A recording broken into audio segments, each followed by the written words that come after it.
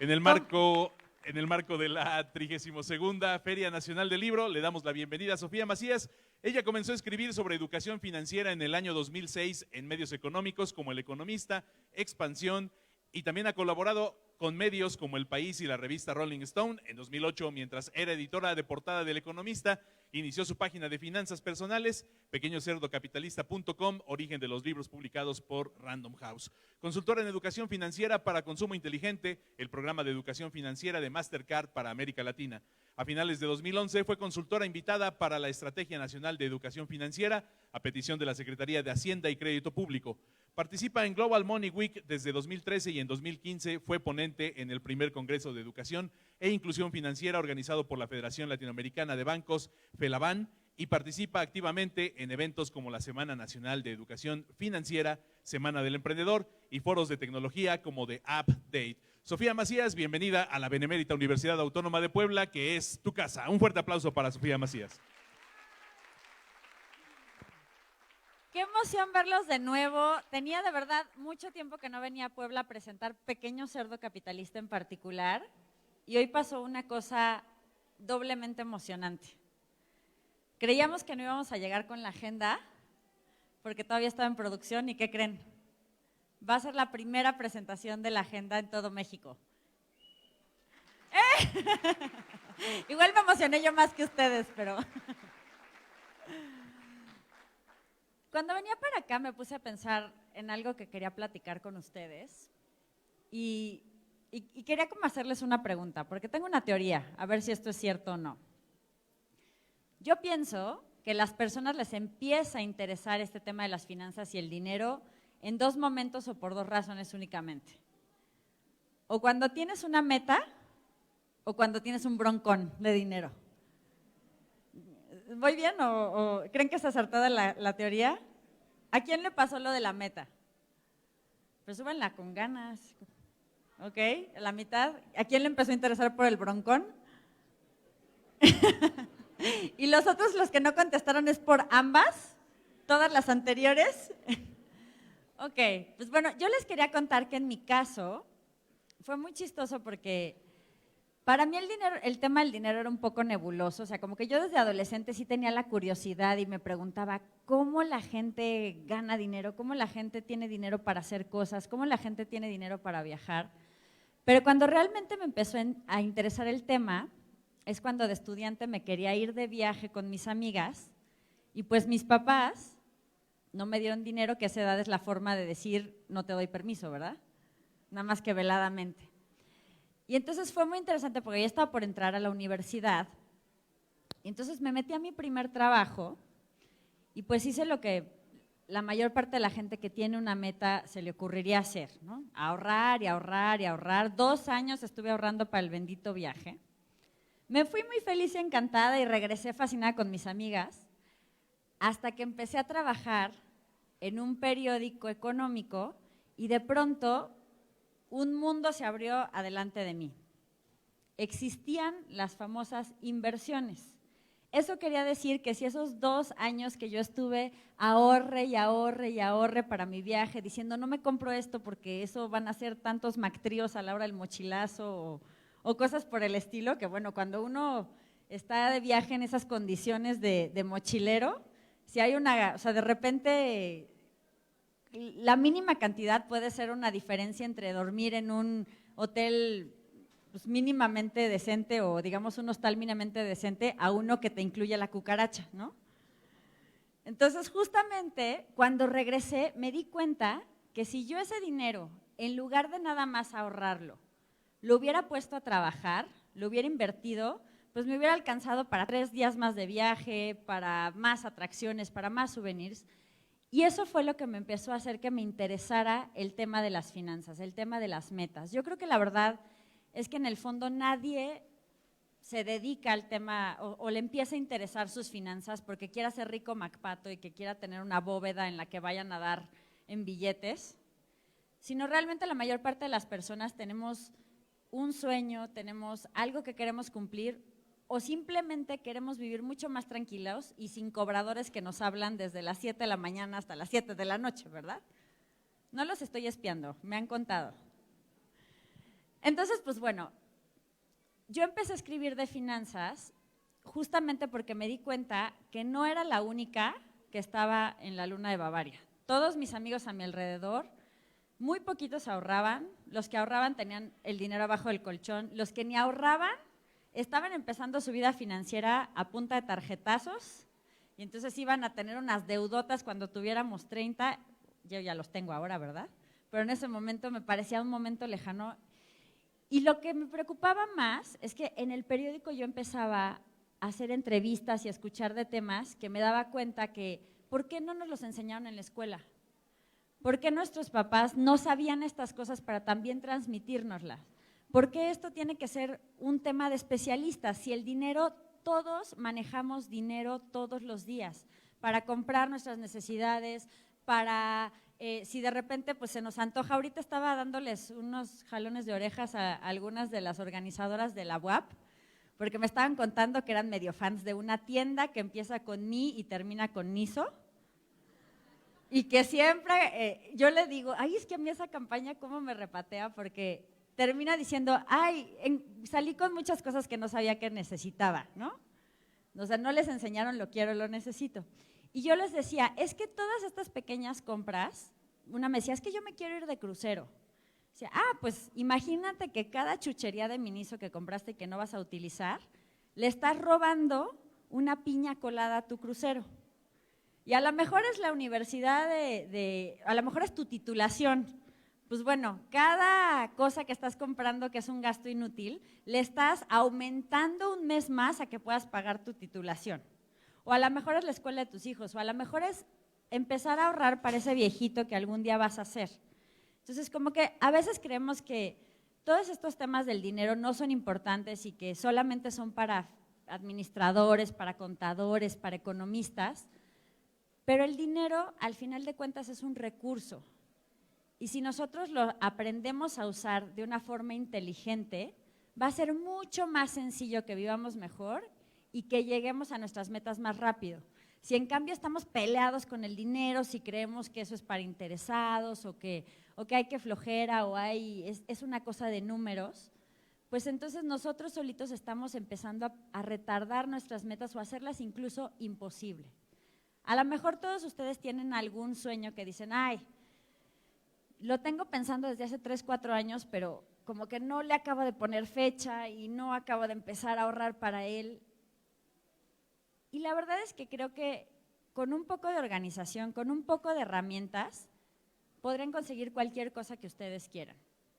Entonces, pasó algo muy curioso porque yo empecé a escribir un blog hace ya casi 11 años sobre estos temas, de cosas que para el periódico como que no eran interesantes, pero que yo veía que la gente a mi alrededor, mis amigos, mis tíos, mis papás, mis cuates no sabían, y la gente me empezaba a mandar preguntas y preguntas y preguntas y preguntas. De repente me daban hasta tips buenísimos que me servían para escribir noticias para el periódico. Yo me enteraba a veces de los fraudes antes que nadie, porque ya había caído alguno de mis lectores. Entonces, yo la verdad es que lo hacía por hobby, y no pensaba que eso se iba a convertir en el gran trabajo de mi vida. Me fui a estudiar fuera, que esa era otra de las metas, pero para eso sí invertí mi dinero, no nada más me quedé como la bella durmiente del banco, como cuando les contaba del viaje. Y cuando estaba allá, alguien escribió una reseña del blog en una revista de una aerolínea, y yo siempre creo que la suerte te tiene que encontrar trabajando.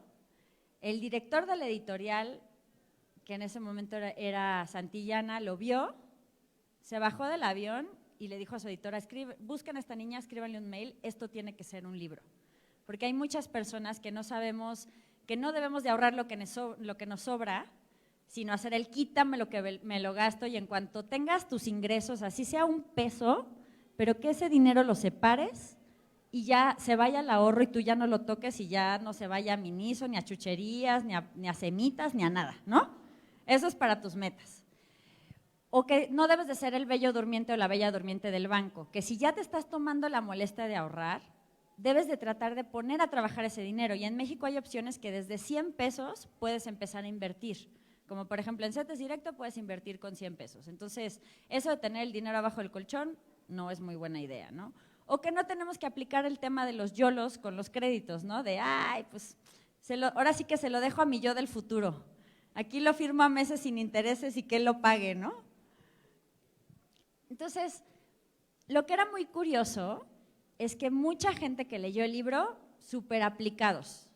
O sea, en cuanto leyeron el libro me dijeron, oye, Sofía, pues ya no se me va todo en gasto hormiga, ya estoy empezando a invertir, o de plano yo ya no caigo en las ventas nocturnas, el Buen Fin, Black Friday y todos los anexos, porque todo el año hay baratas. Y siempre actuamos como si fuera la última de la humanidad, ¿verdad?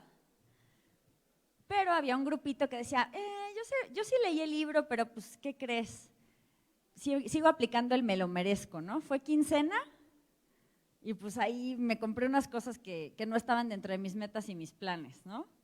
O di el tarjetazo por tal cosa. Entonces, platicando con otra amiga, que se llama Carla Bailey, yo le decía, ay, ¿cómo me gustaría ser como omnipresente, estar en todos lugares y todos momentos al mismo tiempo y poder meterle unos pellizcos así de monjita a los lectores que no se aplican? De hecho, en algún momento pensamos patentar así como que un electroshock para sus tarjetas de débito y de crédito para que cada vez que hubiera un gasto que no estuviera dentro de sus planes, ¿no? Y entonces mi amiga me dijo, o sea, tú lo que quieres es acompañarlos de alguna manera, ¿no? Sí, eso sería lo que más me gustaría hacer, que realmente lo que leen no se quede como en una anécdota de, ay, leí el libro, sino que les sirva, que vean cómo si van cambiando algo de la forma en la que manejan el dinero, pueden realmente llegar a objetivos, que se preparen para que cuando venga la próxima crisis, porque siempre hay una próxima crisis, no los agarre de bajada. Entonces Carla me dijo, ¿por qué no haces una agenda? De ese modo, tú podrías poner día a día ciertos consejos, los podrías poner a hacer actividades, y así surgió la idea de la agenda. O sea, yo creo que al final las finanzas son un poco como el ejercicio, como el gimnasio. O sea, tú, si haces hoy 1000 abdominales, fuera de que te va a doler horrible la panza, no creo que vayas a tener ningún resultado, sobre todo si no lo vuelves a hacer ya nunca más. Y con el dinero pasa igual, solo nos ocupamos de él cuando tenemos la gran emergencia, o cuando estamos ahorrando para una cosa, o cuando tuviste el problema de que, ay, la Afore, o ahorita que estamos en el mes del testamento, un familiar se murió intestado y les dejó un broncón. O sea, es en esos momentos en los que empezamos a pensar en el tema del dinero. Pero ¿qué pasaría si no lo haces al centro de tu vida, pero le dedicas semana a semana un poquito de tiempo para trabajar en tu dinero, en tus finanzas, pero sobre todo para ir avanzando hacia tus metas? Ya no se verían como cosas nebulosas que algún día vas a cumplir, sino algo que de verdad funcione. Entonces, así surgió la primera agenda. Pero luego me di cuenta que el mexicano somos una especie particular que nos gusta que nos piquen la cresta. Entonces, no bastaba con que fueran ejercicios. Lo más efectivo que yo he encontrado con mis lectores es que los retes. O sea, esta frase así de, ¿a que no te atreves? Pues a que sí, ¿no? Entonces, justamente esa es un poquito la idea. Y aquí los quiero retar a esto. O sea, ¿a quién le gustaría que lo retara a que de una manera muy práctica y que no les quite demasiado tiempo puedan reducir sus gastos en comida? Acá, pues hay un reto en la agenda justamente sobre ese tema, porque sí es un tema complicadísimo de, ay, no, si me tengo que hacer mi desayuno todas las mañanas, pues no lo voy a lograr. Bueno, tenemos una idea de cómo lo pueden lograr. Entonces, hay un reto justamente para que durante un mes hagan la preparación de lo que van a comer en, por lo menos una comida del día, porque, o sea, de repente desayuno, comida, cena, snacks y todo, y golosinas y demás se lo quieran echar fuera, pues no hay bolsillo que aguante, ¿no? ¿A quién, por ejemplo, de aquí se le hace muy, pero muy lejano el tema de comprar su primera casa? Bueno, pues hay un reto en particular para que den el primer paso. ¿Qué es lo que pasa con el tema de la primera casa? Sí, están carísimas. Entonces nos ponemos a pensar, bueno, como están muy caras, pues ya mejor me lo gasto en cositas que sí puedo comprar, ¿no? Me doy mi lujito, mi salidita, le compro a la amiga lo que no le tengo que comprar, ¿no? O sea, voy gastando mi dinero en cosas que a lo mejor no necesito. porque eso ya se ve tan lejano que como que lo saqué de mis planes, o creo que va a ser casi casi cuando me gane la lotería. Pero si yo los retara a ahorrar para su primer metro cuadrado, ¿eso es posible o no? ¿Podrán ahorrar para 1 metro cuadrado de la casa que quieren comprar? Muy, muy fácil, ¿no? Y mi pequeña teoría es que si ya ahorras para tu primer metro cuadrado, no va a ser difícil seguirte y decir, bueno, pues voy a ahorrar para el segundo, y para el tercero, y para el cuarto, hasta que a lo mejor tengas el enganche y ya decidas dar ese paso. Entonces, creo que los retos de retos financieros justo tienen esa idea. ¿Cómo hacemos para que tú tengas una estructura que te ayude a llegar a una meta? ¿Cómo hacemos para obligarte a hacer algo que te reporte un beneficio y que digas, híjole, soy mucho más fregón para manejar el dinero de lo que me imaginé? Tengo otro reto que es uno de mis favoritos.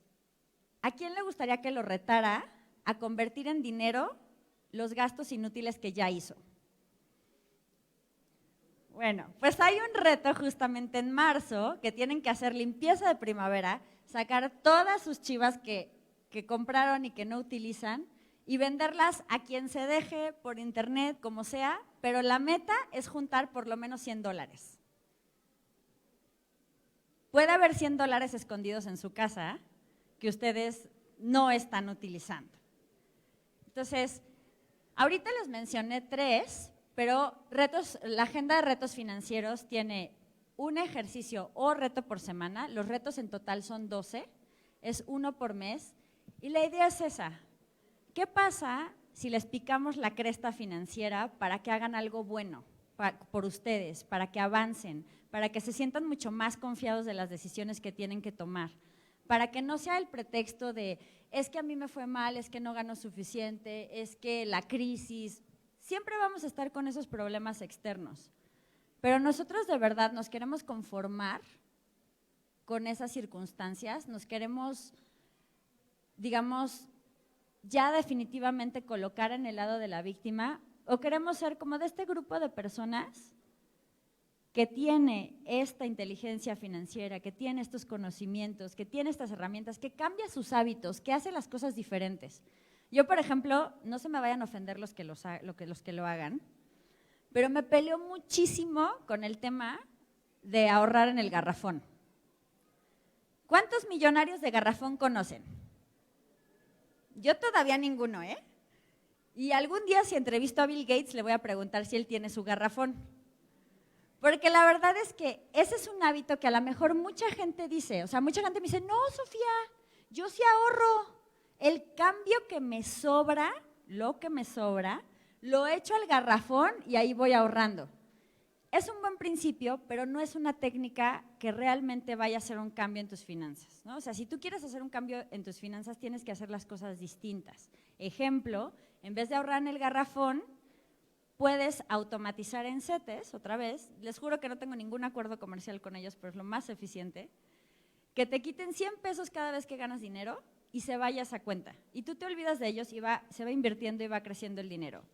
Les aseguro que nadie mete de 100 pesos en 100 pesos a su garrafón. Entonces, creo que sí tenemos que empezar a cambiar la forma en la que hacemos las cosas, porque nadie obtiene resultados diferentes haciendo las mismas cosas. Entonces, esta agenda de alguna manera a mí me encanta hacerla porque me siento y hago así como que mi travesura, ¿no? Pienso y digo, ay, este ejercicio ahora sí se los voy a poner para que hagan tal o cual cosa, ¿no? O pienso en un lector que me preguntó tal cosa y, ay, este es para él o este es para ella, ¿no? Que yo sé que se atora con esto. O luego tengo lectores que ya llevaron los 2 libros, que son súper aplicados, y también me pongo a pensar, ¿cómo hago ejercicios que a esta persona la lleve al siguiente nivel? O sea, que ya no nada más se quede en plantear sus metas. Absolutamente todas las agendas empiezan por las metas. Porque si nosotros no tenemos claro hacia dónde queremos ir y qué queremos hacer con nuestro dinero, qué cosas son importantes, en qué realmente queremos gastar, cualquier tarugada es buena para llevarse nuestro dinero, ¿no? Si no es la ofertita, si no es el chicle, el chunche, el antojito, la salida no planeada, cualquier cosa, cuando tú no tienes claro para qué quieres el dinero, es súper fácil, el dinero es como escurridizo y se va.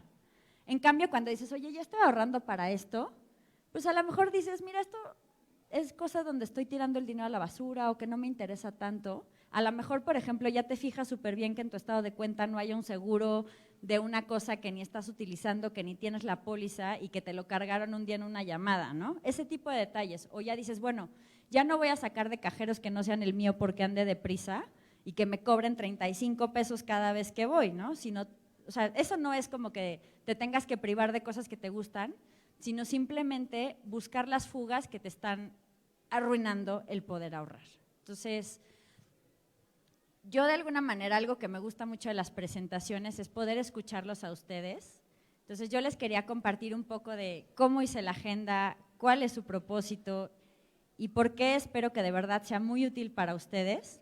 Pero si ustedes están de acuerdo, a mí me encantaría escuchar sus preguntas sobre la agenda o sobre cualquier cosa de finanzas que quieran y darles el micrófono. ¿Les parece bien? Perfecto. Por allá nos regalan un micrófono. ¿Alguien quiere hacer una pregunta? Acá tenemos en primera fila varias. Buenas tardes. Mi pregunta es financiera. Muy Ya bien. tengo una Afore y me gusta domiciliar mis cargos aparte de los del trabajo. Pero chequé que este es mi primer año que voy a deducir impuestos, Muy bien. pero no sé qué tanto conviene de mis aportaciones voluntarias.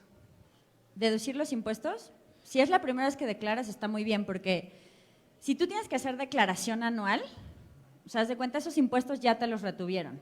Las deducciones personales, que son ahorro para el retiro, los intereses que están por arriba de la inflación. Si tienes un crédito hipotecario o tuvieras, o cuando lo tengas, pide tus constancias. Puedes también, los intereses que pagas por arriba de la inflación, también los puedes deducir. Si vas al doctor y pagas la consulta, o si usas, bueno, tú no usas lentes, pero si usaras, todas esas cosas las puedes deducir. Entonces, de lo que ya te quitaron, puedes recuperar una parte. Entonces, si tienes que hacer declaración anual, sí es muy importante que tengas deducciones personales. ¿Cuál es la diferencia en las aportaciones de la Afore para deducirlas? Que las vas a tener que poner a un largo plazo y no las puedes sacar hasta la edad de retiro para que sean deducibles. Si metes solamente aportaciones de corto plazo, o sea, haz de cuenta que son cajoncitos distintos.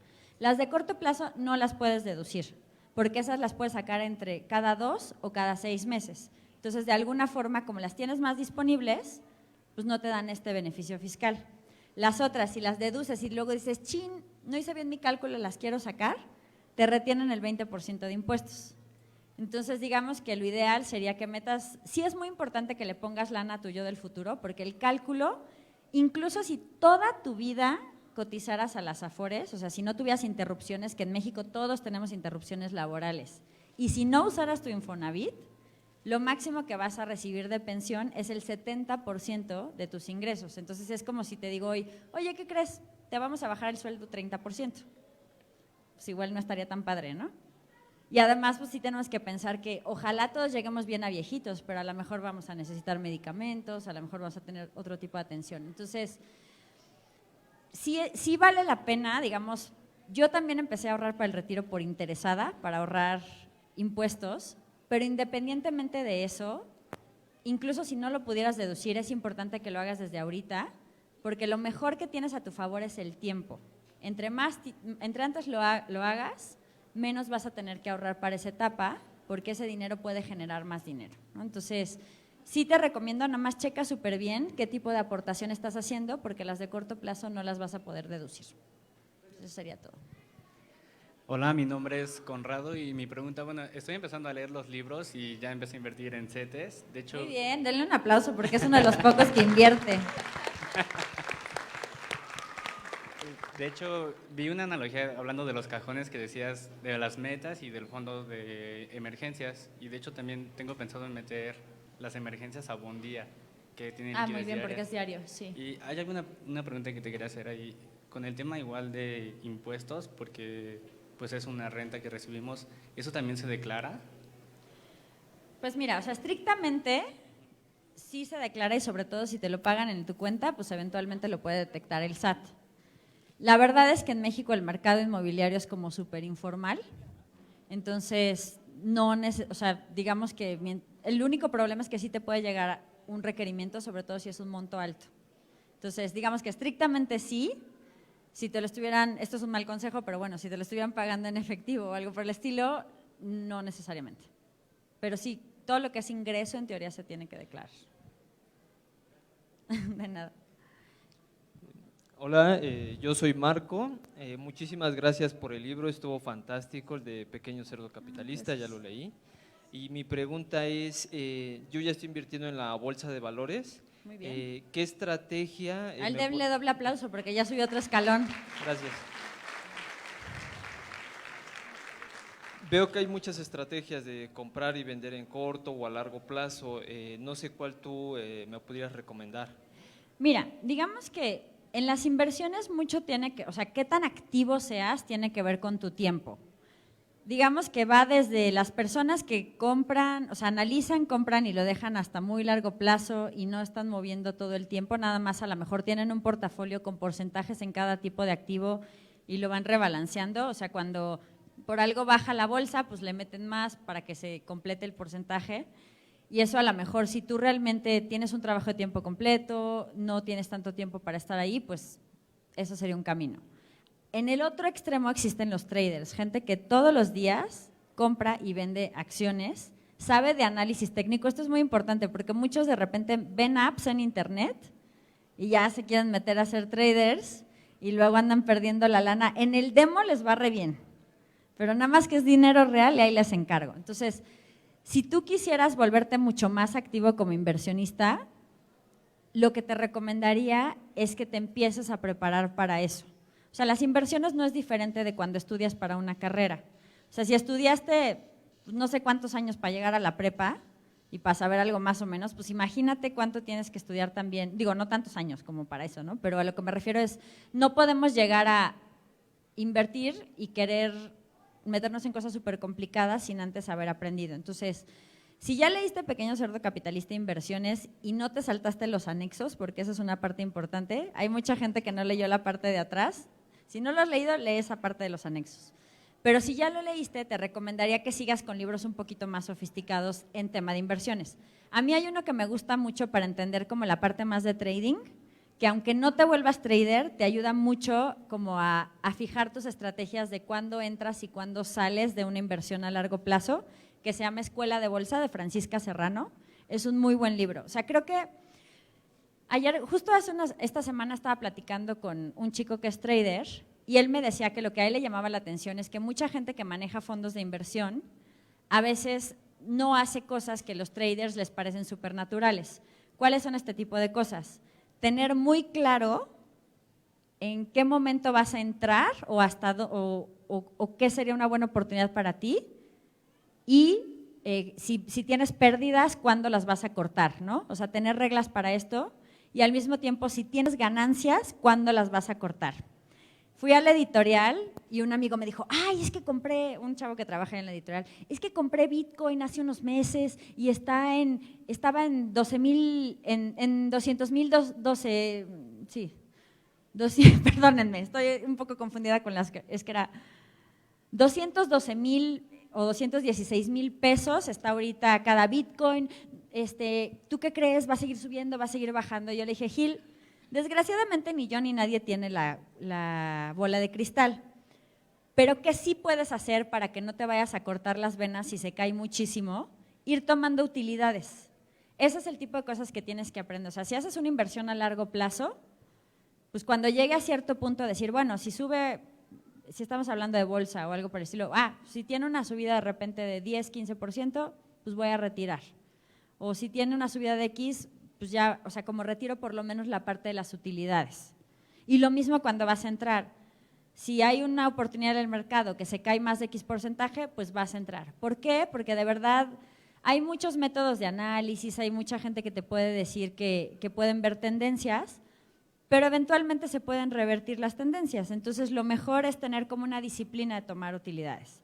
Y la otra cosa que hacen los traders y que no hacen los inversionistas de largo plazo es tener una cosa que se llama gestión monetaria. Es decir, cada vez que vas a hacer una nueva operación o que vas a comprar una acción o que vas a comprar un fondo, un lo que sea, tú tienes que decidir, tú tienes que ahorrar, arriesgar en cada nueva operación solo un porcentaje pequeño de todo tu capital. Entonces, si vas a comprar una nueva acción, pues un trader nunca va a hacer operaciones por más del 2% de su capital. Entonces, así, por eso la gente que me dice, ay, es que Bitcoin está subiendo, voy a meter todos mis ahorros, que no, ¿no? O sea, qué necedad.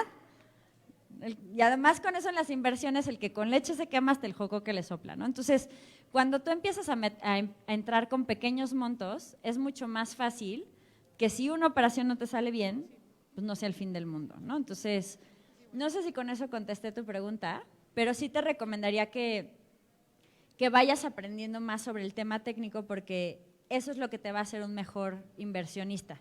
Si tú aprendes a analizar más, o sea, como que empezar a invertir no es completamente difícil, ¿no? Empezar por CETES es un paso que es casi igual que abrir una cuenta bancaria, es muy parecido. Y puedes dejar el dinero y sabes que no vas a tener una gran catástrofe.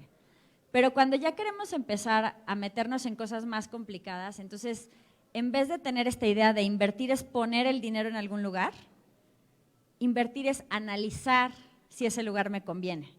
O sea, por eso de repente la gente me dice, uy, Sofía, ¿verdad que las inversiones en bienes raíces son las mejores? Y cuando les contesto, depende, me ven con cara de, esta no sabe nada, me voy. Pero que, o sea, si tú compras un edificio que el precio por metro cuadrado está mucho más alto que las casas de la zona, un departamento, ahorita que en Puebla están construyendo muchos departamentos, ¿estás haciendo una buena inversión? Aunque lo hayas comprado carísimo, no. A lo mejor si compras una casa que por alguna razón su precio por metro cuadrado está más bajo que el de la zona y te va a costar muy poco dinero rehabilitarla y además esa zona va a crecer, estás haciendo una buena inversión. Pero ya analizaste algo, no pensaste nada más como, uy, los bienes raíces siempre pagan un montón. Entonces, un poquito eso es lo que yo quiero que ustedes también aprendan a hacer, que entrenen su cabeza a analizar cómo pueden generar ese dinero o de dónde va a venir ese crecimiento. Entonces, creo que ya te dejé más preguntas que respuestas, pero bueno, así es esto de las finanzas. Acá tenemos una pregunta. Hola Sofía, mi nombre es Anel. Quisiera preguntarte lo siguiente. Bueno, yo soy una persona que le di seguimiento a mis finanzas personales ya a una edad que yo creo que no fue la correcta. Siempre dicen que el mejor momento fue hace 10 años y el segundo mejor momento es hoy. Exacto. Así que… Ok, y entonces, bueno, yo le estoy dando seguimiento con tus libros, soy asidua fan y hoy traigo a mis sobrinos. ¿Dónde están los sobrinos? Aquí. Los vamos a… hola los sobrinos. Entonces, bueno, una tiene 6, la otra tiene 8, el otro tiene 13 y una tiene 15. A mí me gustaría que ellos, ¿qué nos recomiendas para que ellos como niños, desde su lenguaje infantil o de adolescente, pudieran darle un seguimiento a esto que nosotros conocemos como finanzas personales y que no es que despierten a un momento temprano, sino que sepan darle seguimiento y que analicen, que razonen, no sé. Mira, hay una cosa muy chistosa porque en las investigaciones que se han hecho de cuándo los niños empiezan a aprender de dinero, los niños en realidad empiezan a los 3 años a aprender de dinero, porque es cuando empiezan a entender que puedes comprar cosas y que se necesita dinero para las cosas. Y lo peor es que nosotros creemos que no les estamos dando educación financiera, pero sí se las estamos dando con nuestro mal ejemplo, ¿no? Entonces, una mala educación financiera, pero sí se las estamos dando. Entonces, no quería hacer el autocebollazo, pero desde hace 2 años empecé a trabajar en unos libros que se llaman Tengo Iniciativa, de educación financiera, emprendimiento y habilidades sociales. Entonces, estos libros están más hechos como para que los utilicen en escuelas, pero abrimos una página justo para papás y maestros de cosas que pueden hacer con los niños y con los adolescentes. Entonces, algo que te recomendaría mucho que tú o los papás de tus sobrinos hicieran es que, y ustedes, porque va a ser su responsabilidad, es que empiecen a tener su primera alcancía, pero no nada más que llenen el cochinito, chicas y chico, sino que de verdad empiecen a ponerse metas de para qué lo están haciendo. A lo mejor te quieres comprar un juguete, a lo mejor siempre que van a tal lado tu papá te dice, no, el helado no porque ya está fuera del presupuesto, pues que tú te puedas comprar tus propias cosas, porque de verdad empezar por estas pequeñas cositas, o sea, si tú haces el hábito ahorita, no va a ser tan difícil como es para muchos adultos. Y de hecho, a ustedes que ya están un poco más adolescentes, lo que contaba al principio de que tus papás cuando no te quieren dar permiso, lo que no te quieren dar es dinero, no, o al revés, cuando no te quieren dar permiso te dicen que no hay dinero, y es una manera de mantener el permiso, es cierto, porque la primera independencia siempre es la financiera. Cuando tú tienes que pedir dinero para hacer las cosas, pues no eres completamente independiente. Entonces, pensando un poco en estas ideas, sí es importante que vayan hacia allá. Ustedes que son adolescentes ya pueden leer perfectamente Pequeño Cerdo Capitalista, y pues a ellas quizás Tengo Iniciativa les podría llamar un poquito más la atención, pero sobre todo es como despertar esta curiosidad de pues cómo puedo ir administrando dinero. Yo a lo mejor a los papás no les va a gustar este consejo, pero sería buenísimo que les den una mesada o un domingo, porque si no tienes dinero no lo puedes administrar. Pero que esta mesada y este domingo tengan un propósito, que una parte la tengan que ahorrar, que una parte sea para sus determinados gastos los tengan que usar. O sea, a lo mejor si ellos son adolescentes, pues bueno, a lo mejor tú ya tienes que administrarte para gastos de la escuela o cosas por el estilo, transporte, algo que tú manejes, pero que ya no sea así como de, ay, cada vez que hay un gasto yo te doy dinero, sino que de verdad empiecen a tener un mini presupuesto de cosas mínimas. Creo que esas son como pequeñas cositas con las que ustedes pueden empezar. Y sobre todo, chicos, algo que es muy interesante, pero muchos adultos tienen malas finanzas porque no saben qué quieren en la vida. Entonces, si ustedes desde ahorita, aunque no tengan la respuesta, se lo empiezan a preguntar, qué cosas sí me gustan, qué cosas no me gustan, qué cosas me gustaría hacer en el futuro, cuáles son metas que me gustaría cumplir, qué tipo de persona quiero llegar a ser. Esas cosas, aunque parece que no tienen nada que ver con el dinero, tienen muchísimo que ver con manejar bien nuestros recursos. Entonces, si ustedes empiezan desde ahorita como a conocerse mejor, que esa es una habilidad que casi nadie tiene, ustedes creo que van a tener mayores posibilidades de no meter la patota como la metemos nosotros. Entonces, pues bueno, cuando quieras te esperamos allí en la página en tengoiniciativa.com/blog. Puedes encontrar muchísimas ideas para tus sobrinos. Acá tenemos una. Por acá nos están esperando otra acá y otra acá. Hola, Sofía. Bueno, más allá, yo estoy cerca de la bocina, me voy a mover. Más allá que hacerte una pregunta, yo te quiero dar las gracias. Tengo mucho sentimiento, perdón, pero vine porque hace 6 meses conocí sus libros. Ya, yo trabajo para Afore, de verdad, y me has cambiado la vida.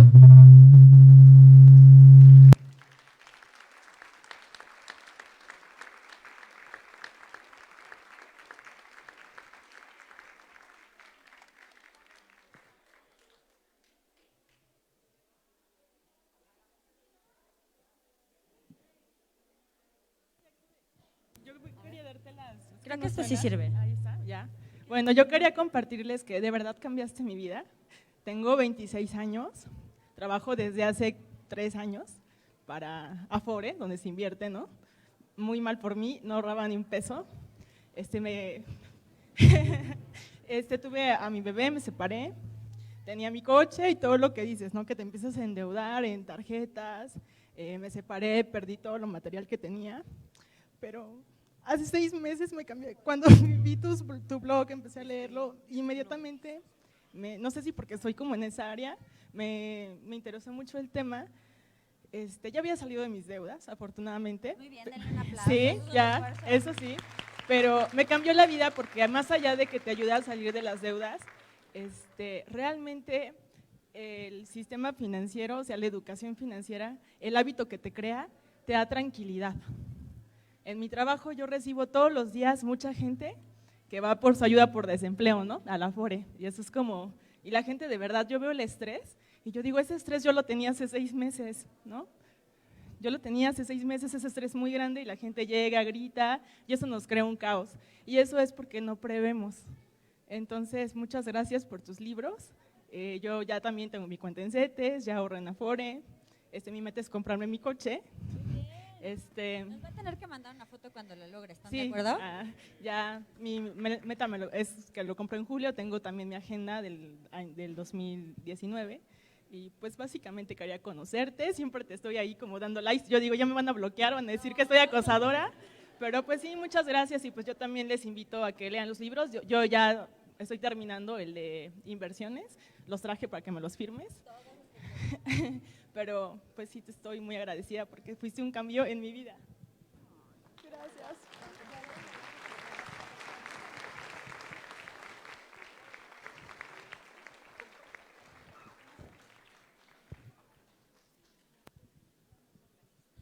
¿Alguien tiene alguna otra pregunta? ¿Acá? Bueno, voy a aprovechar que yo estoy por acá y te paso si quieres este micrófono y ahorita en lo que llegue. Ya te ¡Ay, qué eficiencia de la UAP! ¡Qué cosa!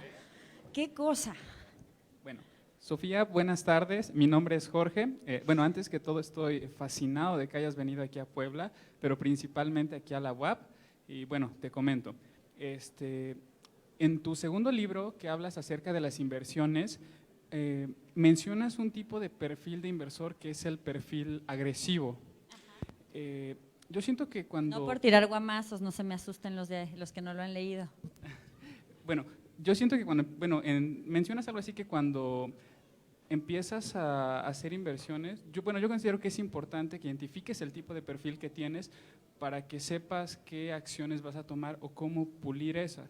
Yo identifiqué que mi perfil es agresivo. Bueno, cuando tienes un buen análisis técnico, una buena gestión financiera, pues puede llegar a dar buenos resultados. Sin embargo, también conlleva un gran riesgo y a veces como que te truenas los dedos, ¿no? Pero siempre tienes un colchoncito, o bueno, debes de tratar de tener eso para esas emergencias que ya las tienes que ver previstas. Sin embargo, mi pregunta es, ¿qué consejo o qué recomendación podrías darle a las personas con este perfil para pulir eso o qué sería recomendable hacer? A lo mejor reducir ese perfil a otro, algo más conservador, o qué se debería de hacer. Más que reducir ese perfil, o sea, porque parte de lo que te da el perfil es en qué tipo de activos podrías invertir. Por mucho que te salga agresivo, si eres súper joven y si es tu primera inversión, a lo mejor no eres realmente tan agresivo o no todo tu dinero tendría que estar en ese perfil. O sea, como lo que estamos platicando con la pregunta de atrás de inversiones, tienes que hacer una especie de gestión monetaria, decir, bueno, ok, para mis inversiones agresivas solo voy a utilizar la mitad de mis ahorros. Y para todo lo demás, para vivir, para saber que se puede, o sea, para mi casa, para metas futuras, para metas de mediano plazo, voy a ponerlo en algo bastante seguro, ¿no? Entonces, de alguna manera, aunque tú operes el dinero, aunque tú seas trader, no te estás arriesgando constantemente toda la cantidad, porque efectivamente tener un perfil agresivo no equivale a que todo tu dinero tenga que estar en activos de muy alto riesgo. Equivale a que ya puedes entrar a esos activos de alto riesgo y a lo mejor ser un inversionista mucho más activo. O sea, a lo mejor sí podrías llegar a ser un trader, pero los traders no invierten todo su dinero todo el tiempo, ¿no? Sino como partes. Entonces, digamos que yo lo que te recomendaría a ti es que veas tu dinero como dos apartados, o tres incluso. Lo que necesito para vivir en el corto o mediano plazo, y eso a lo mejor ponerlo en cosas muy conservadoras, lo que necesito para mi patrimonio a largo plazo, y eso a lo mejor decir, bueno, si es el enganche de mi casa, si es algo de otra cosa, pues a lo mejor no lo meto ni en bolsa, ni en criptos, ni en nada de eso, ¿no? O sea, si es algo, o bueno, bolsa pero con porcentaje bajo, o sea, como pensándolo en este modo. Y esta tercera parte, que es donde yo me siento más agresivo o donde realmente puedo demostrar que tengo este perfil agresivo, donde realmente quiero tomar cosas de riesgo, ya puedo empezar a tomar decisiones más frío, porque ¿qué es lo que va a pasar? Si tú sientes que estás arriesgando todo, te va a ganar la emoción y vas a tomar malas decisiones con tu dinero. Entonces, esta parte emocional, esta parte que tú te sientas tranquilo, es más importante que la etiqueta. Entonces, yo te diría que si eso o sea, tú tienes que buscar, mi mamá el mejor consejo que me ha dado en la vida, es un consejo que yo sigo para decisiones de negocios, para decisiones de inversión, para decisiones de contratación incluso, que es, si algo no te da paz, no lo hagas. Entonces, para tener paz, pues ¿cuál sería el arreglo adecuado de tu dinero para que tú no sintieras que vas a perder todo, que te estás tronando los dedos constantemente? ¿No? Entonces, probablemente puede ser esta respuesta en tercios que te di, o probablemente tú encuentres la tuya y digas, no, ¿sabes qué? A mí pues prefiero ahorrar prefiero invertir en cosas de más riesgo o ser mucho más agresivo en la mitad, ¿no? O incluso en el 80% y yo solamente necesito el 20% para vivir, me da lo mismo.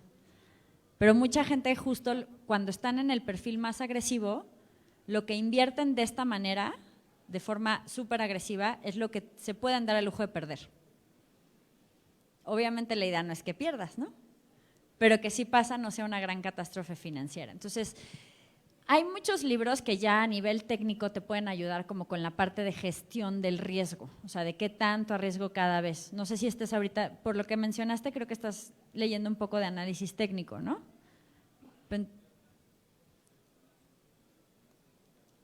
Ok, entonces ya leíste los de Borja y los de Francisca. El de Francisca, ok. Bueno, Borja también tiene uno que puede ser una buena opción. Bilbeni, Mario Valle sacó ahorita un curso de trading en línea que también está interesante, entonces esa podría ser como otra alternativa para probar y para entender un poquito más como de esas inversiones, cómo hacerlas y no sentirte tan solo. Entonces, creo que si te interesa, nada más hazlo de una manera que no te quite el sueño, ¿no? ¿Te contesté tu pregunta? ¿Sí? Muy bien. ¿Alguna más teníamos por acá? Sí. Y luego tenemos acá otras 4. Ok, Hola. 5. Me llamo Marco. Sigo mucho tu canal de YouTube. Gracias. Y me gustan mucho las recomendaciones de libros. Una parte que me está costando mucho trabajo ahorita de desarrollar y que creo que es lo que más me puede ayudar en cuanto a metas financieras se refiere, es tratar de generar ingresos extra. Estoy tratando de encontrar en qué freelancear, pero francamente no encuentro en qué. ¿Por qué? ¿Qué es lo que se te hace difícil de eso? Específicamente hacia dónde, o tratar de descubrir el talento que me pueda capitalizar o monetizar. Leí recientemente la semana laboral de 4 horas. Eating Stories. Exactamente, en el blog.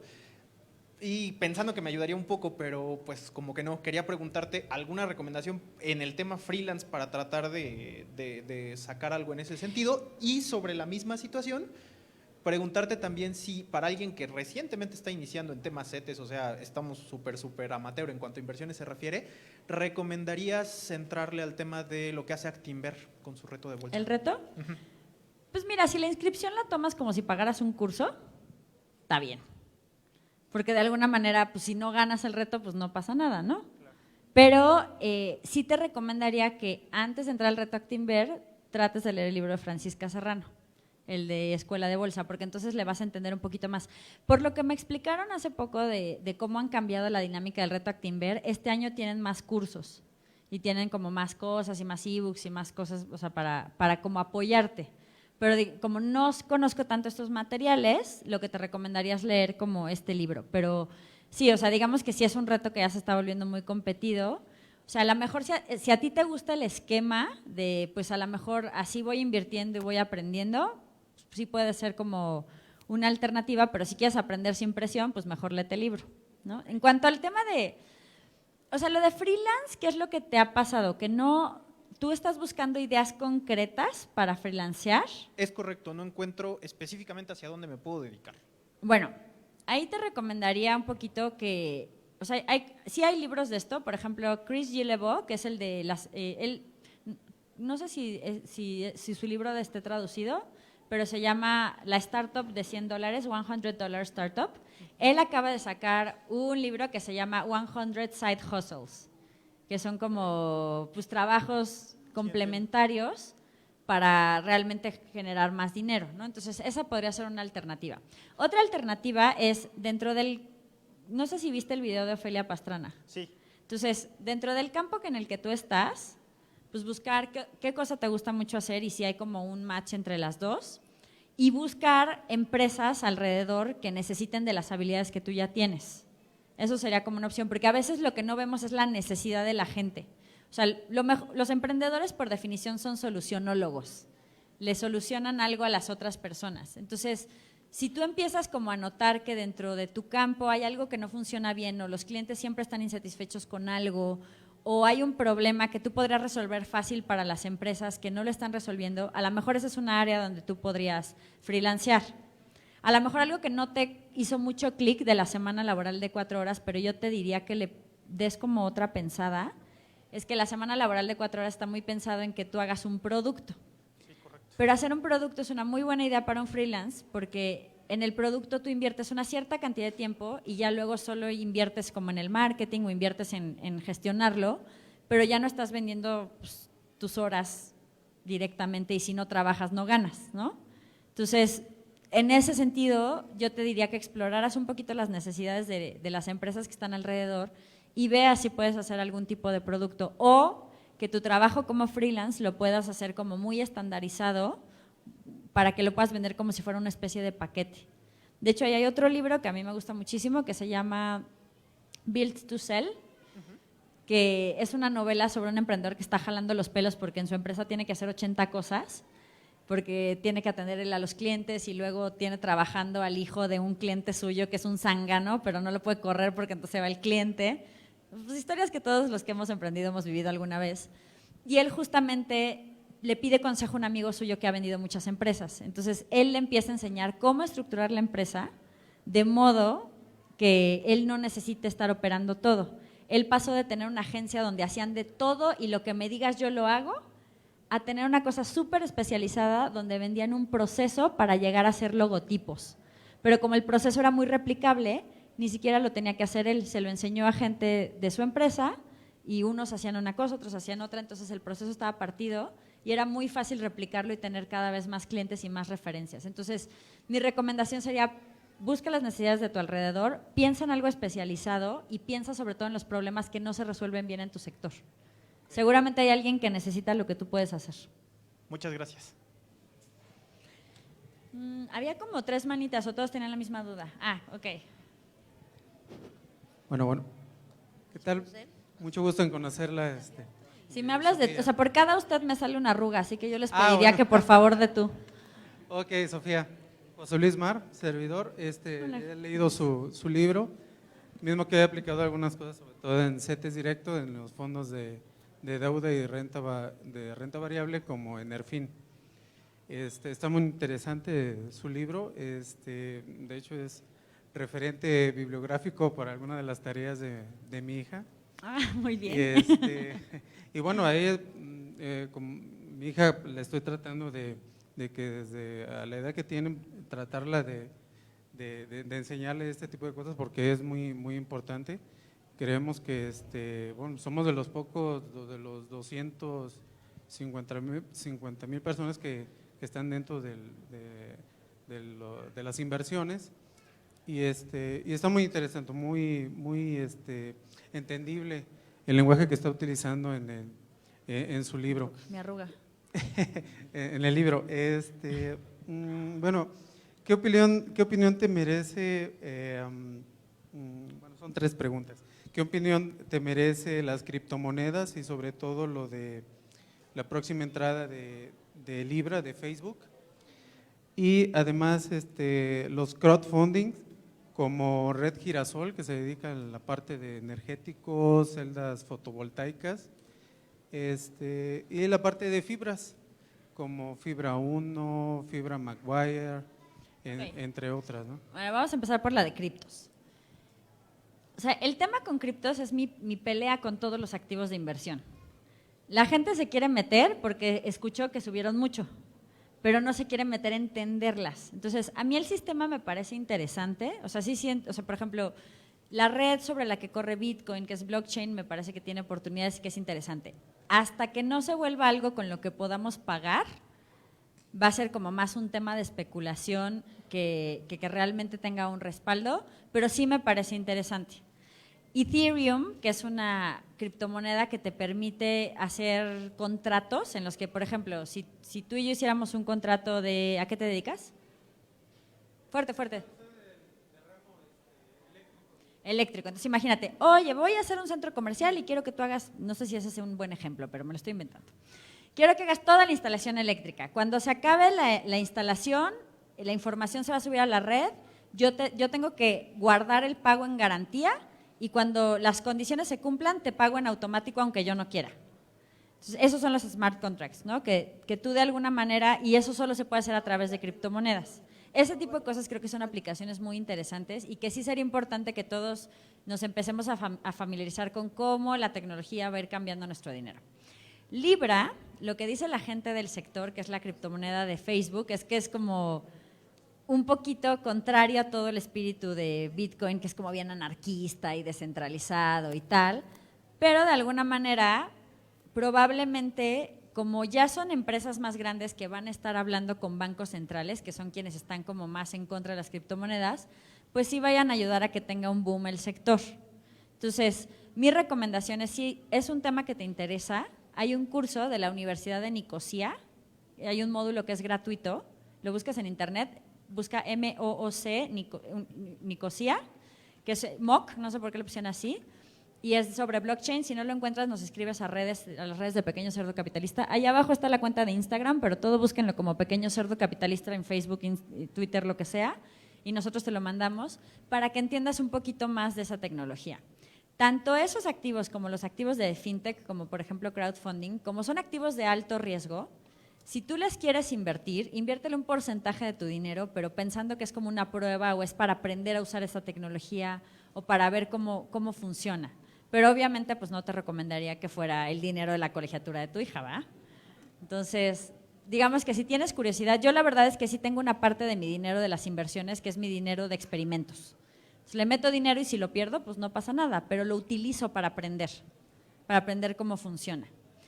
Ahora, respecto al tema del crowdfunding en general, hay varios tipos de crowdfunding. Está el de préstamos, que ¿cuál es el riesgo cuando tú prestas dinero? Que no te paguen, ¿no? Entonces, tienes que entender que ahí sí tiene ese cierto grado de riesgo. Hay crowdfunding inmobiliario. Si tú le estás invirtiendo a una obra, ¿cuál puede ser el riesgo? Que no la terminen, ¿no? O que se caiga el precio del valor del mercado. Entonces, tiene ese tipo de riesgo. Si hay crowdfunding para empresas como la que acabas de mencionar. Si tú le inviertes a una empresa que está creciendo, ¿cuál es el riesgo? Que la empresa truene, ¿no? Entonces, mientras tú tengas claro, bueno, dos cosas en el caso de México. La primera, si antes del 25 de septiembre, si ya está operando la empresa, si metió su solicitud a la Comisión Nacional Bancaria de Valores para que la regulen, porque ahorita va a haber muchísimas startups que a lo mejor deciden no tratar de regularse y tratar de operar a la sombra, y pues eso implica muchos riesgos para ti, porque si tienes algún problema, pues no le puedes ir a reclamar a las autoridades, ¿no? Y segundo, que entiendas el riesgo al que te estás metiendo, porque por ejemplo mucha gente dice, ay, yo me voy a meter a Prestadero, a Fluenta, a Dupla, porque dan préstamos y dan muy buenos intereses, pero la primera es que tienes que dejar el dinero entre 2 y 3 años, ¿no? Entonces, ¿puedes aguantar ese plazo, sí o no? Y la segunda es que le estás prestando dinero a la gente. Ahorita las fintechs, como son créditos que dan muchas veces medio fácil, tienen una tasa de morosidad que está subiendo. Entonces, sí hay que tener considerado eso de que a lo mejor, aunque te paguen varios meses, pues igual y puedes llegar a tener un problema, ¿no? Entonces, eso sería como lo que yo te recomendaría. ¿Y me preguntaste una más? Lo de las fibras.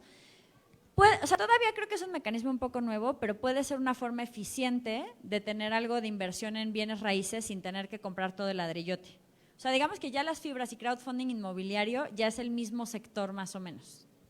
Entonces, ahí hay algunas que están funcionando bien, la de Fibra Monterrey creo que está funcionando bastante bien. Entonces, es otro elemento para diversificar. De nada. Allá tenían el micrófono en algún lado, acá, Aquí y yo si lo quieren tengo. acá y allá, y no sé cómo vamos de tiempo para la firma. Okay. Sí. Hola, me llamo Eric, mucho gusto Sofía. ¿Cómo Muchas estás, gracias Eric? por habernos visitado aquí en la UAP. Bueno, primero te cuento más o menos cómo llegué a tu libro y ya después le planteo mi pregunta porque tiene que ver con eso. Ok. Hasta hace un año más o menos a mí no me interesaba pues mucho lo de las finanzas. Yo pensaba que todo era trabajar, ganar dinero y en algún momento iba a llegar a lo que quería, ¿no? A comprarme lo que quería. Mi novia, que por cierto me acompaña, empezó Hola. a checar tu blog, los videos y le empezó a interesar tu libro. Total, que empezó a leerlo y me dijo que, pues, que podíamos invertir en CETES y que podíamos meter el dinero aquí, allá y acullá. Y yo dije, no lo entiendo, no sé de qué me estás hablando, la verdad. Y me empezó a interesar, empecé obviamente a leer tus libros, leí el de Pequeño Cerdo Capitalista, el otro se lo compré a mi novia, pero no me lo ha querido prestar para leerlo. Y préstaselo, te conviene. Pero con B de vuelta, ¿eh? Sí, así es. El punto es que al leer tu libro, el de Pequeño Cerdo Capitalista, pues entendí que hay muchas cosas que en realidad no nos enseñan en ningún momento. Mis papás son de los que ahorran el dinero abajo del colchón y ni ahorran, y yo era mucho peor que ellos, porque cuando llegué a tener dinero, lo gastaba completamente, o compraba cosas que realmente eran tontas, o que no necesitaba, o que no estaba listo a lo mejor para comprar y tenía que terminar vendiendo. Entonces la pregunta es, en cuanto a la educación financiera, pues obviamente todos vamos comenzando. Yo en este momento, ya después de un año de haber leído tus libros, estoy empezando a invertir en CETES, ya tengo por ahí un poquito de dinero invertido. Pero el problema es, o lo que yo creo es que a los jóvenes, sobre todo a los niños, y a nosotros que somos jóvenes, tengo 24 años, no nos enseñan definitivamente nada de inversiones. Yo fui a la universidad 5 años, estudié biotecnología, no tiene completamente nada que ver con las inversiones, pero después de Pues leer sí tiene tu que libro, ver qué tal que haces una empresa de biotecnología y cómo vas a saber si debes de aceptar la inversión o no. pero solamente tuve una clase de eso en la escuela, en la universidad, no aprendí prácticamente nada de inversiones.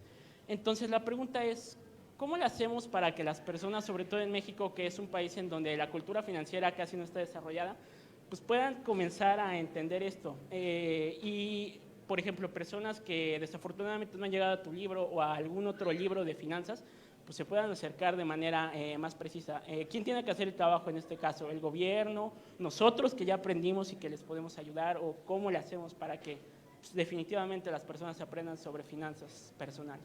Tu pregunta me parece espectacular porque justamente creo que en el fondo la economía, o sea, todo el mundo cree que la economía es muy difícil porque tiene modelitos y tiene números y tiene no sé qué, pero la economía en realidad es difícil de predecir porque es la suma de las decisiones de todos, ¿no?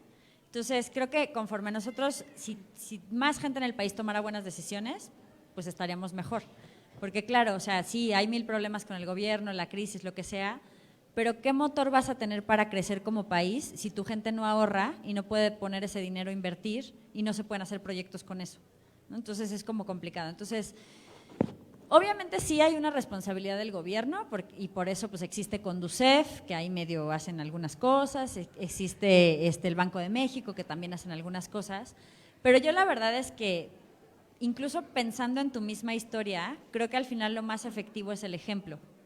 O sea, si tú ya pudiste aprender sobre educación financiera, lo que hayas aprendido, o sea, lo que tú sabes, tú eres un nivel de experto a lo mejor, si hablamos del 1 al 10, a lo mejor tú eres un experto nivel 7, ¿no? Pero habrá alguien que sea nivel experto 0. Entonces, lo que tú le digas le puede servir mucho, ¿no? Entonces, yo creo que si todos nos volvemos en nuestro pequeño grado de expertos un ejemplo para los demás y podemos hacer más cotidiano este tema, va a ser mucho más fácil que llegue. Hace un año había un intento de que este tema se viera en las escuelas desde primaria, como una materia opcional, como algo que las escuelas puedan decidir entre varias materias, no únicamente educación financiera, podía ser robótica, programación, educación financiera, pero pues bueno, ahorita como que es algo que está en la tablita, entonces solamente las escuelas que lo quieran llevar lo pueden llevar. De hecho, por eso surgió Tengo Iniciativa un poco, como por esta oportunidad. Aquí en Puebla justo tenemos como 4 colegios que lo llevan. Entonces eso a mí me da mucho gusto y mucha esperanza. De hecho, a lo mejor ya son más, porque 4 era el año pasado. Del que me acuerdo, porque hasta fui, es el Oviedo Chontal, y lo están llevando el próximo ciclo escolar.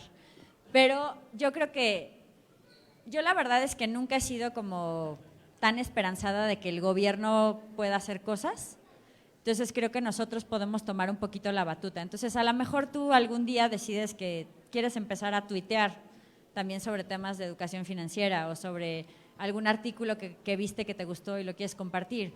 O a lo mejor puedes abrir la conversación con un cuate así como de, oye, ¿tú tienes tarjeta de crédito? ¿Cómo la escogiste? O sea, ni siquiera decirle, te voy a explicar sobre las tarjetas, sino, oye, ¿tú tienes alguna meta para la que quieras ahorrar? O sea, por ejemplo, los que tienen pareja, que su pareja es negada para las finanzas y no quiere hablar de ese tema y les dice que casi seguro nada más le interesa por sus millones que ni tienen. Una de las opciones es empezar a hablar de las metas. O sea, si tú empiezas a hablar con la gente de sus metas, es una conversación mucho más agradable que a lo mejor el interés compuesto, ¿no? Entonces, creo que si empiezas por ahí, puedes hacer mucho y pues te agradezco a ti mucho que lo hayas metido a él y más que le hayas metido el gusanito a él de meter a otras personas. Entonces, muchísimas gracias. Pues si te parece una última pregunta. Sí, perfecto. A ver. Pues, bueno, si no, ahora Hola Sofía, buenas noches. Yo Mira, quisiera si las hacen cortitas y yo respondo cortito, respondemos esta y esta de acá. Y esta de allá. yo quisiera Cortitas. preguntarte rápidamente, ¿tú en qué inviertes? O sea, Yo tengo como, ahora sí que si tendría que predicar con el ejemplo, entonces tengo varias inversiones. Obviamente invierto en CETES, invierto en la bolsa, invierto en divisas, he invertido en 2 compañías, tengo una inversión pequeña también en bienes raíces. Entonces, y obviamente pues también tengo una inversión en mi propio negocio. Esa realmente no debería contar como inversión, porque no es como para mi patrimonio, pero sí trato de, por ejemplo, también algo que es muy importante es, el año pasado empecé a invertir mucho más en activos que me cubrieran contra la inflación, como fondos en UDIs, ¿no? Por ejemplo. Entonces, ¿qué es lo que pasa? Yo no soy una inversionista que sea trader, que compre y vende todos los días, porque no me daría la vida para escribir el blog, hacer el canal y hacer todo, pero sí trato de tener un portafolio que conforme va cambiando la economía, yo lo pueda ajustar y me pueda seguir generando ganancias. Entonces, no invierto en una sola cosa, por eso no soy evangelista ni de criptos. Digo, también tengo así el 0.05% de mi portafolio he invertido en criptos, pero sí pruebo este tipo de cosas para poder saber cómo funcionan y cómo se van moviendo. Viendo el panorama general, hola Sofía, ¿cómo ves a la economía dentro de los próximos años, hablando regionalmente y ya el mundo entero? Mira, tenemos una friega en México que es la demografía. De aquí al 2035 vamos a tener la población económicamente activa más alta de la historia y después del 2035 vamos a empezar un proceso muy acelerado de envejecimiento como economía. Entonces, si nosotros nos ponemos las pilas de aquí al 2035, que ya nos quedan 15 años, pues todavía podemos hacer algo, ¿no? Pero si no, pues obviamente va a ser una economía que tienes mucha gente, que tiene poco poder adquisitivo y que no lograste en estos años sacarla de la pobreza. Entonces, eso es un panorama bastante negro. ¿Nosotros podemos a nivel individual empezar a tomar mejores decisiones para revertir ese panorama? Sí. Nosotros podemos prepararnos para una economía donde cada vez el trabajo repetitivo es menos importante y el trabajo creativo e innovador es más importante. Sí. Entonces, creo que tú a tu edad, o sea, probablemente tú no vas a ser exactamente de los primeros viejitos del 2050, pero sí del 2070 o del 2080, ¿no? Entonces, lo que yo te recomendaría es que tú sí seas parte de la gente que sí prevé para que en ese futuro no seamos, o sea, si eventualmente llegamos a ser un país de viejos y pobres, tú no estés necesariamente en ese perfil. Por acá faltaba una y acá y ya acabamos, ahora sí. Sí, gracias. Ahorita te lo hola, dan. ¿qué tal? Carlos Rosas, a tus órdenes. ¿En cuántos idiomas está tu libro? Porque creo que es internacional. ¿En cuántos países? Y si tienes algo previsto, me gustaría que tuvieras algo previsto para tu próximo libro que sea sobre emprendedores. Porque ¿Por qué sí, les andas diciendo spoilers a la gente? No reveles mis secretos. Bien, ¿por qué? Porque tus libros son tan prácticos, tan amenos, que no necesitan corrección ni… el nuevo libro del Cerdo Capitalista renovado y no, son tan claros que no necesitan.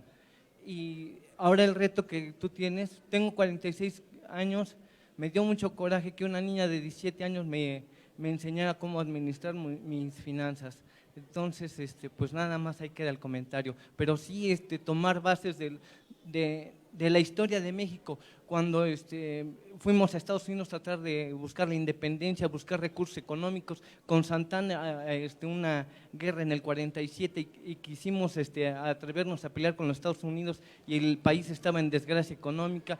Temas por el estilo, más o menos, una analogía. Gracias. Okay. Muchas gracias, Ricardo.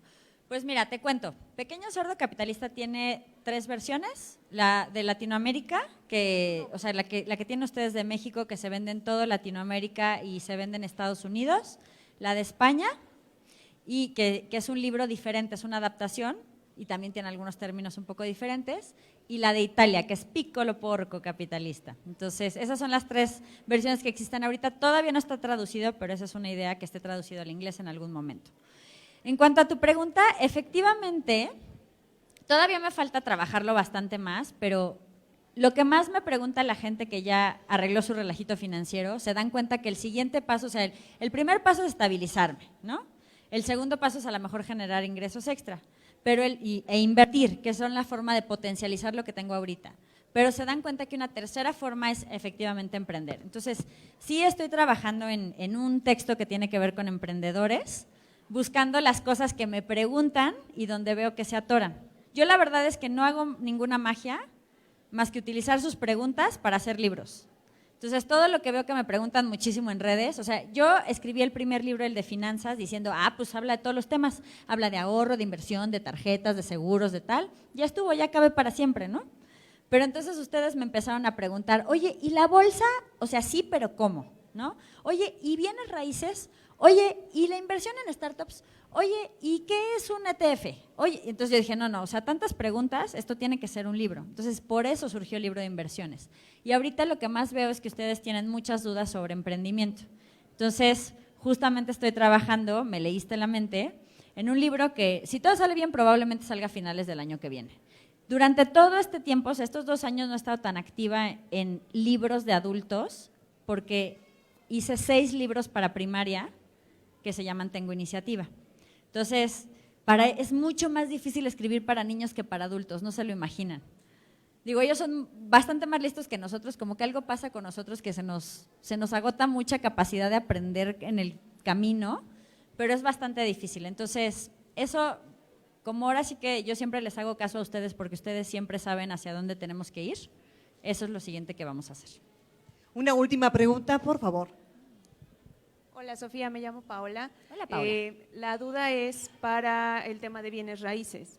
Yo tengo poquito que leí los libros, ya arreglé medio el relajito, ya estoy invirtiendo también y ahora el tema es como con una casa o algún inmueble, ¿no? Entonces, estoy un poco atorada ahí porque no sé cómo hacia dónde. O sea, ya vamos, como dices, como lo del metro cuadrado, ya llevo como algunos metros, pero ¿cuál sería como el punto a seguir? O sea, buscar algún crédito o seguir ahorrando o cómo sería en eso estoy muy atorada. En mercados donde los bienes raíces o sea, tienen como una tendencia al alza, pues sí te conviene a veces sacar un buen crédito, sobre todo si te asesoras muy bien y si tomas el tiempo como para encontrar el adecuado, pues ya, o sea, haz de cuenta tú, lo primero que tendrías que tener es un crédito autorizado de la cantidad más o menos que estés presupuestando y ya luego buscar el inmueble o más o menos hacerlo a la par.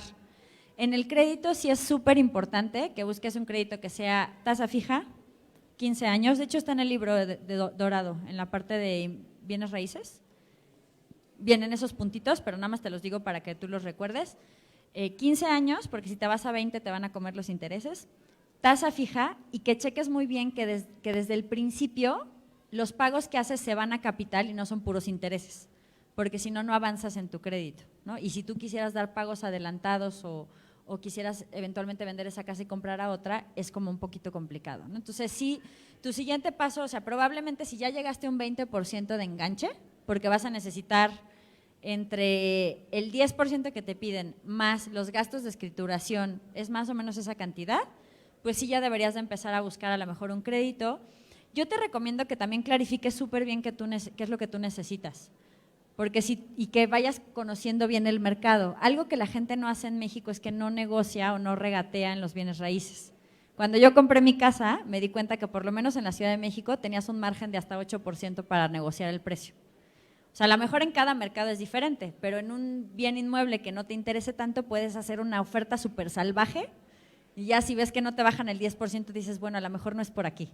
Y ya le subes un poquito más, ¿no? Pero eso serían como mis recomendaciones.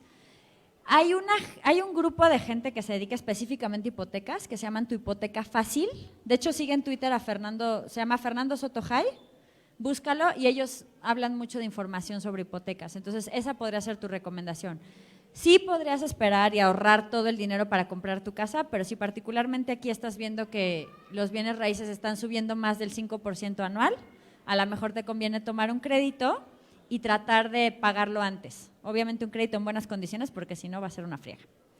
Pero bueno, pues muchísimas gracias a todos por haber estado hoy. Ya me están así hasta saliendo las luces. Si tienen cualquier duda que se quedó, manden las redes sociales. Si tomaron fotos, etiquétenos. Yo me voy a ir a la firma. Vamos a tratar de ser rápidos porque sé que hay muchísima gente, pero vamos a tratar de firmarles a todos. Entonces, pero pues, antes, muchas gracias. A nombre de la Benemérita Universidad Autónoma, del Comité Organizador de la Feria Nacional del Libro, Sofía Macías recibe un reconocimiento. Gracias en verdad por esta presentación de la colección Pequeño Cerdo Capitalista. Muchas gracias a todos por venir. Gracias a ustedes, gracias al público que nos acompañó y les recordamos que bueno, ella va a estar